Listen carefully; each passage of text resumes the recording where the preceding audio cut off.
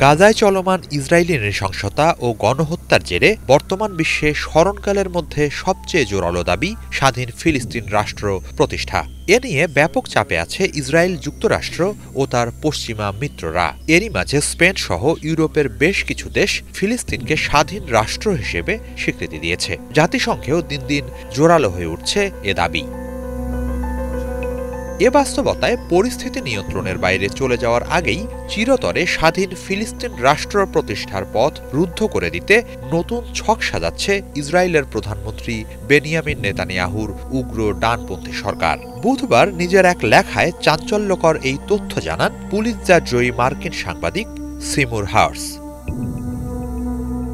নির্ভরযোগ্য মার্কিন ও ইসরায়েলি গোপন সূত্রের বরাত দিয়ে হার্স বলেন, ফিলিস্তিন প্রতিষ্ঠার বিষয়টিকে ইতিহাসের হিমঘরে পাঠিয়ে দেওয়ার লক্ষ্যে আনুষ্ঠানিকভাবে পশ্চিম তীর দখলে নেয়ার পরিকল্পনা করছে নেতানিয়াহু সরকার। আগামী কয়েক সপ্তাহের মধ্যেই এ ঘোষণা আসতে পারে। মার্কিন সংবাদ মাধ্যম সিবিএস নিউজের মঙ্গলবারের এক প্রতিবেদনেও উঠে এসেছে বিষয়টি। সেখানে বলা হয়, ডোনাল্ড ট্রাম্প নতুন দফায় যুক্তরাষ্ট্রের প্রেসিডেন্ট নির্বাচিত হওয়ায় পশ্চিম তীর দখলের উচ্চাভিলাষ নিয়ে এগোতে পারেন নেতানিয়াহু। সেক্ষেত্রে বাইডেন প্রশাসনের তুলনায় ট্রাম্প প্রশাসন ইসরায়েলকে অনেক বেশি সমর্থন দেবে বলে বিশ্বাস করেন তিনি।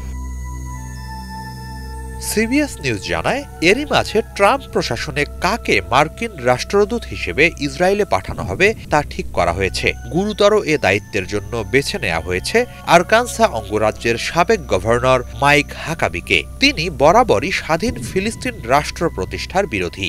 এছাড়া আগের শাসনামলে খোদ ট্রাম্প আব্রাহাম অ্যাকর্ডস সহ বিভিন্ন ইস্যুতে ফিলিস্তিন প্রশ্ন উপেক্ষা করে ইসরায়েলকে সমর্থন দিয়ে গেছেন। শুধু তাই নয়, জেরুজালেমকে ইসরায়েলের রাজধানী ও সিরিয়ার দখল করে নেয়া গোলান হাইটসকে ইসরায়েলের অংশ হিসেবেও স্বীকৃতি দিয়েছেন তিনি।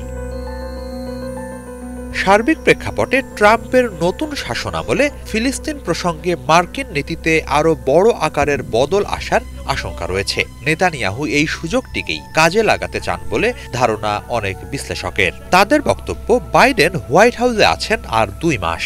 সম্ভবত এর মাঝেই পশ্চিম তীর দখলের ঘোষণা দিয়ে কাজ এগিয়ে রাখতে চান নেতানিয়াহু, যাতে করে ট্রাম্প ক্ষমতায় আসার পরপরই তা বাস্তবায়নে নেমে পড়তে পারেন।